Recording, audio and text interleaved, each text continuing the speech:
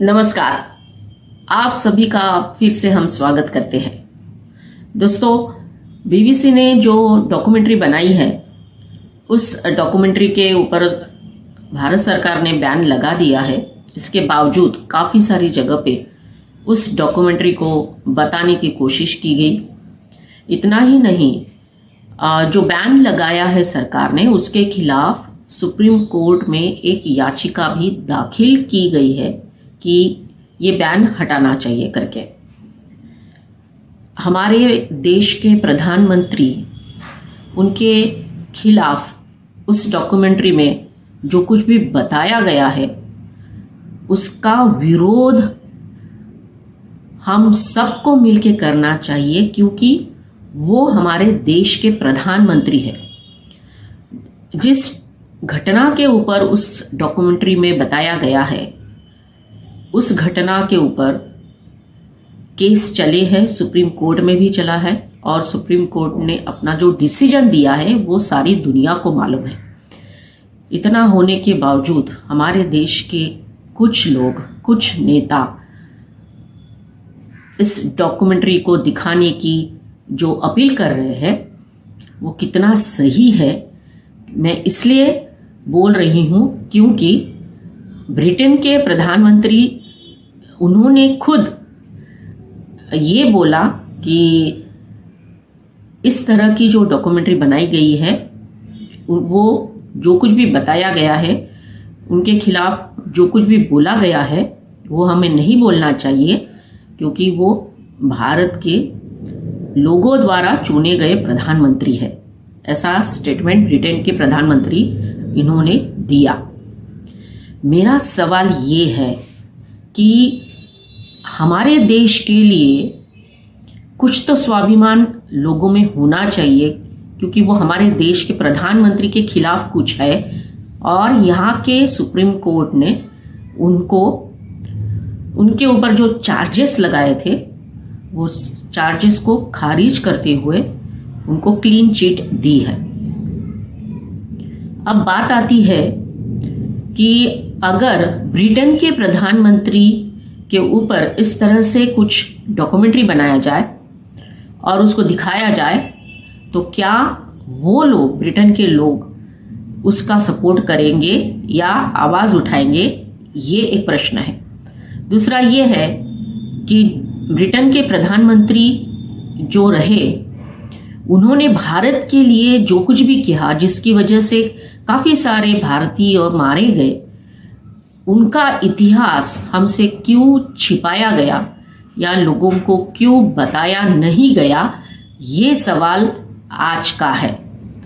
तो मैं बात करने जा रही हूं तत्कालीन ब्रिटेन के प्रधानमंत्री विंस्टन चर्चिल की।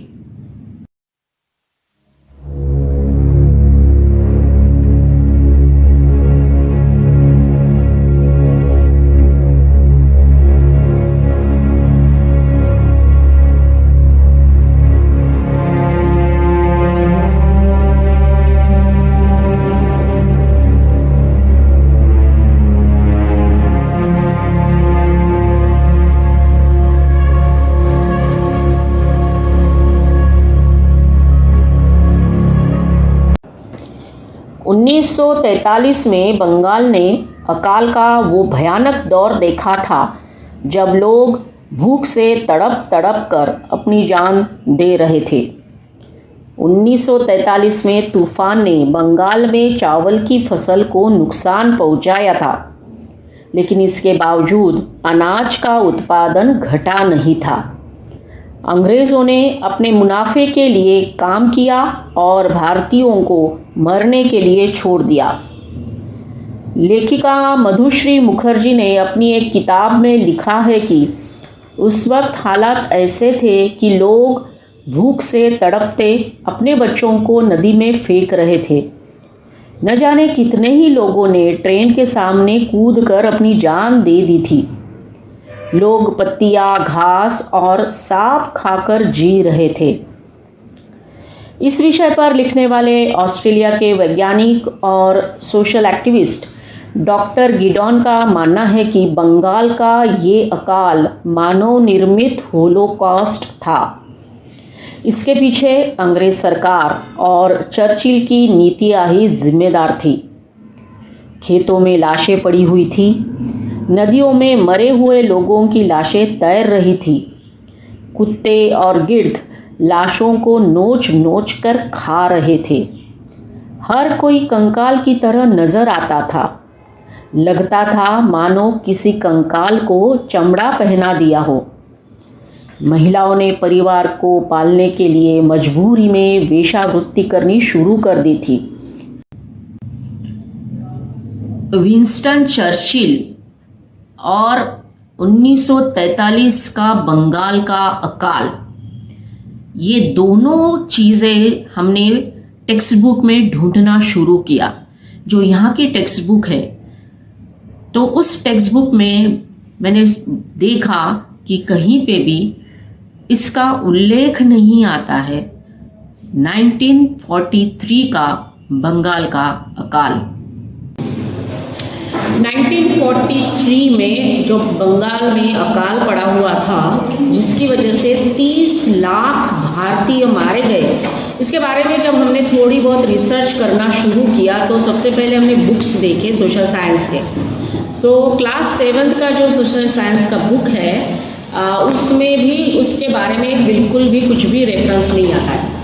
फिर हमने 8th स्टैंडर्ड का भी टेक्स्ट बुक देखा, उसमें भी ये जो 8th स्टैंडर्ड का बुक है, उसमें भी बंगाल का जो अकाल है उसके बारे में कुछ भी नहीं है।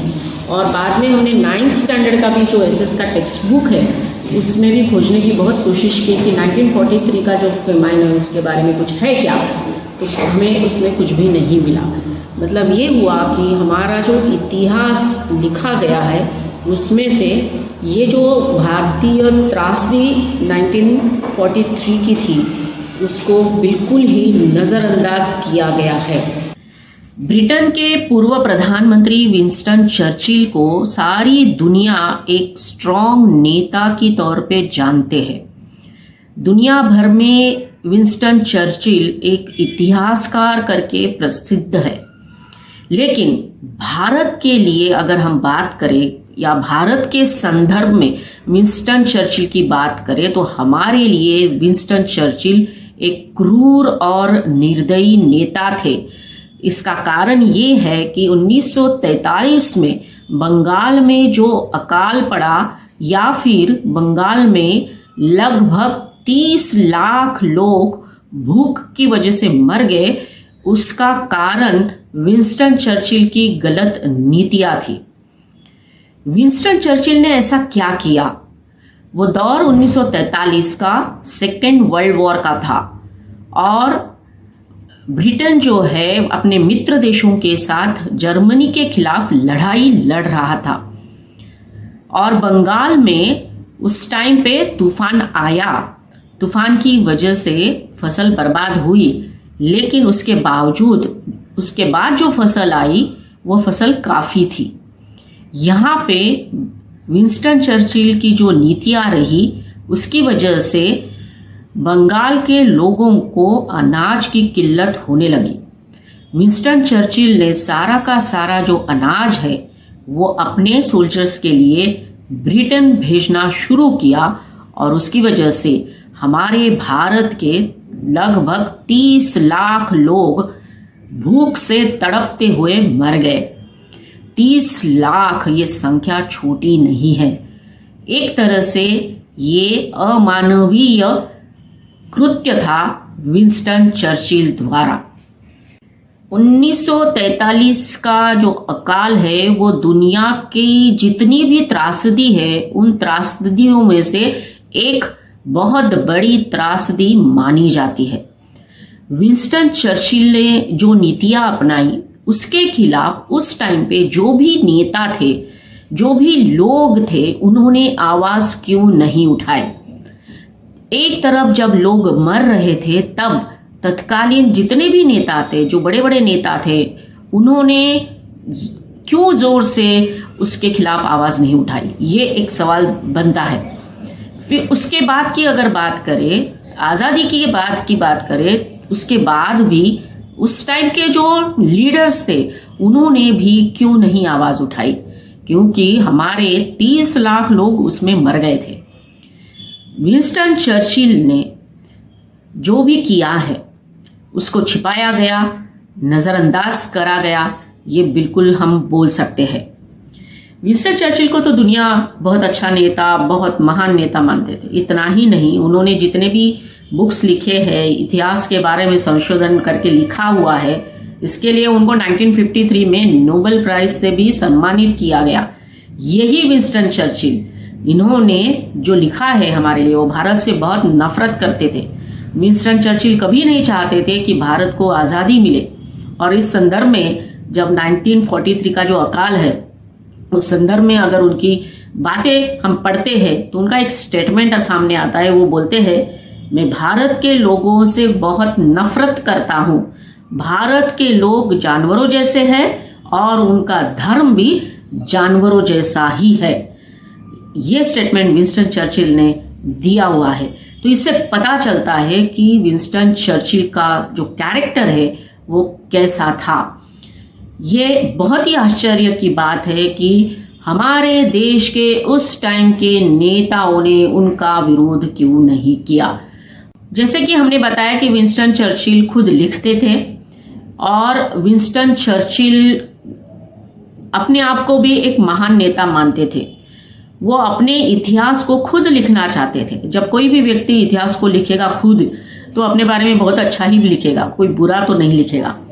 और उन्होंने कहा था, history will be kind to me for I intend to write it. और विंस्टन चर्चिल ने ऐसा इतिहास लिखा जो उन्हें महान साबित करता है। लेकिन विंस्टन चर्चिल की जो पर्सनैलिटी है, एक डार्क साइड, बहुत ही डार्क साइड जो है, वो है 1943 में लिए गए जो फैसले थे उनके, और उनकी वजह से हमारे 30 लाख लोग मारे गए। 1943 की जब हम बात कर रहे हैं, तब भारत के वॉइसरॉय थे विक्टर लिन लिथगो। ये वॉइसरॉय लिथगो, इन्होंने 3 महीने पहले ही विंस्टन चर्चिल को बता दिया था, इन्फॉर्म कर दिया था कि भारत में एक बड़ा अनाज का संकट आने वाला है। लेकिन इसके बावजूद विंस्टन चर्चिल ने इस बात के ओर ध्यान ही नहीं दिया या इग्नोर कर दिया उनकी जो इंफॉर्मेशन थी लिथगो की। और विंस्टन चर्चिल ने भारत के हिस्से का जो भी अनाज था, वो सारा अनाज सेकेंड वर्ल्ड वॉर में जो उनके सैनिक लड़ रहे थे उनके लिए रवाना कर दिया। क्या क्या रवाना किया? विंस्टन चर्चिल ने ब्रिटेन के लोगों के लिए 400 करोड़ किलोग्राम गेहूं और आटा भेजा, 140 करोड़ किलो शुगर भेजी, 160 crore kilo meet, 32 crore kilo मछलियां, 13 करोड़ किलो चावल, 20 करोड़ किलो चाय पत्ती, लगभग 4 लाख जानवर और लगभग 21 लाख लीटर शराब विंस्टन चर्चिल ने ब्रिटेन भेजी। जब ये सब कुछ हो रहा था, तब हमारे तत्कालीन नेता जो थे, बड़े बड़े जो लीडर्स थे, वो क्या कर रहे थे? मोहम्मद अली जिन्ना की मुस्लिम लीग की पार्टी की सरकार वहां थी।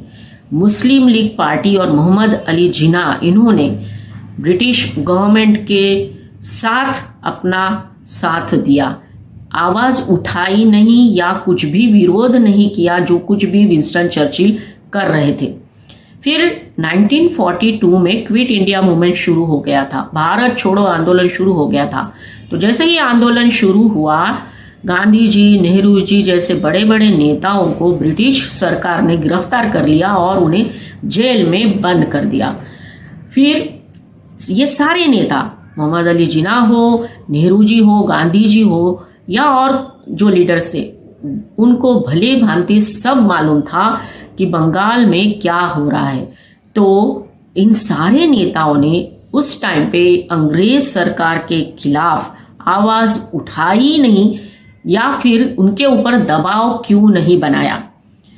1943 में महात्मा गांधी जी ने 21 दिन का उपवास जरूर किया, पर क्या वो बंगाल के लोगों के लिए काफी था केवल उपवास रखना? ये सोचने वाली बात है। फिर 1944 में गांधी जी रिहा हो गए, जेल में से उनको ब्रिटिश सरकार ने छोड़ दिया था। उसके बाद गांधी जी, इतना सब होने के बाद भी गांधी जी बंगाल नहीं गए। वो मोहम्मद अली जिन्ना से मिलने गए थे, क्योंकि उस टाइम पे देश का बंटवारा होने वाला था। ये बात सबको मालूम है। उन्होंने जिन्ना से भी ये सवाल नहीं पूछा कि, क्योंकि जिन्ना की सरकार बंगाल में चल रही थी, कि तुमने विंस्टन चर्चिल के खिलाफ आवाज क्यों नहीं उठाई। फिर अगर 1945 की बात करें तो नेहरू जी को भी अरेस्ट करके रखा था, और नेहरू जी अहमदनगर के फोर्ट में अरेस्टेड थे, जेल में थे। तब नेहरू जी वहां बैठकर अपनी किताब लिख रहे थे, डिस्कवरी ऑफ इंडिया। लेकिन क्या कभी उनके मन में ये नहीं आया कि विंस्टन चर्चिल की नीतियां या अंग्रेज सरकार की जो नीतियां थी, जिसकी वजह से 30 लाख लोग मारे गए, उनके लिए भी कुछ लिखा जाए, उनके लिए भी आवाज उठाई जाए? ये क्यों नहीं हुआ? क्या ब्रिटेन सरकार सामने आकर आज अगर हम 30 लाख लोगों की मौत जो हुई थी उसके बारे में बात करते हैं, तो क्या ब्रिटेन सरकार आज उसके लिए माफी मांगेगी? देखो, 1943 में जो अकाल पड़ा और इतने सारे भारतीय लोग मारे गए, उसके लिए तो ब्रिटिश सरकार कुछ लिखने वाली नहीं थी। वो तो हमारा काम था, या उस टाइम पे जो नेता थे जो लिखते थे उनका काम था कि उसके बारे में लिखा जाए और लोगों को, दुनिया को बताया जाए कि विंस्टन चर्चिल का ये भी चेहरा है। लेकिन ऐसा कुछ हुआ नहीं।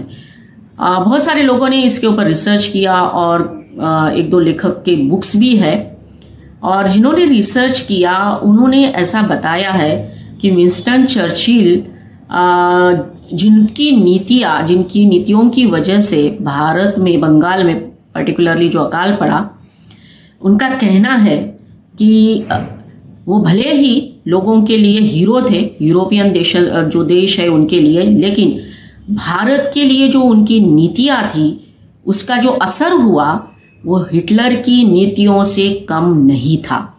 तो ये भी एक बहुत बड़ी बात होती है। विंस्टन चर्चिल जो भारत से नफरत करते थे, उन्होंने जब ये बातें सुनी, उनको जब ये बताया गया कि भारत में इस तरह से अकाल पड़ा हुआ है, लोग मर रहे हैं, उसके बावजूद उन्होंने जो बोला, विंस्टन चर्चिल ने जो बोला था, एक स्टेटमेंट उनका जो है वो ऐसा है, अगर वहां अकाल पड़ रहा है तो गांधी अभी तक कैसे जिंदा है। तो ये स्टेटमेंट ही बताता है चर्चिल की मेंटालिटी कैसी थी, और हमारे देश की तरफ देखने का उनका जो नजरिया था वो कैसा था। आज हमने आपको ये बात बताने की कोशिश की है, क्योंकि एक प्रधानमंत्री जो हमारे देश का है, उनके खिलाफ हमारे ही देश के लोग और कुछ दुनिया भर के लोग आवाज उठा रहे हैं। और एक प्रधानमंत्री उस टाइम का, जिनकी वजह से 30 लाख लोग हमारे मारे गए, उनके खिलाफ आवाज उठाने की जरूरत किसी ने भी महसूस क्यों नहीं की? तो ये सोचने वाली बात है। अगर हम सोचेंगे तो हमें पता चलता है कि अपने ही कुछ लोग ब्रिटिश सरकार को एक तरह से फेवर कर रहे थे। तो आज का ये वीडियो आपको कैसा लगा ये हमें जरूर बताइए, शेयर करिए, बच्चों को बताइए 1943 का जो अकाल, जिनकी वजह से, विंस्टन चर्चिल की वजह से हमारे 30 लाख लोग मारे गए।